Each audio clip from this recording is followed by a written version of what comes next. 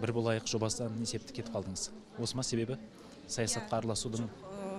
Оның басты себебі саясатқа араласу емес. Мен тіпті шықтасам да түсіме кірмейтін, ол саясатқа араласам деген сияқты.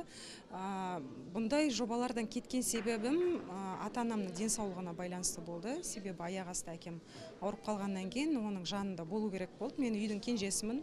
Туған әпкем мен ағам Ресейде тұрады. Енді біздің қазақтың салты бойынша, біздің деп айтайыншы, сондай ортада өскеннен кейін әке шеше деген ұлдың қолында болу керек. Бірақ біздің мамалар жаңа айтып өткенде ауылдан кеткілері келмеді. Қазақи ортаға бейімделіп кеткеннен кейін жанымда қалған дұрыс деп есептедім, қолыма алдым. Енді әкем қатты ауырғаннан кейін мүмкіндік болмады жобаларды жүргізуге. Бір жағынан әкем аса қатты қолдамады. Себебі у-шудың ортасында жүрген саған жараспайды деген сияқты.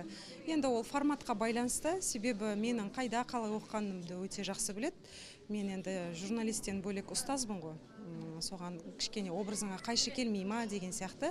Бірақ ол жоба туралы да жаман нәрсе айтуға болмайды. Өзінің пайдасы да тиді. Қаншама отбасылар шаңырақ көтеріп балалы болды деген сияқты. Бірақ саясатқа араласуыма байланысты емес.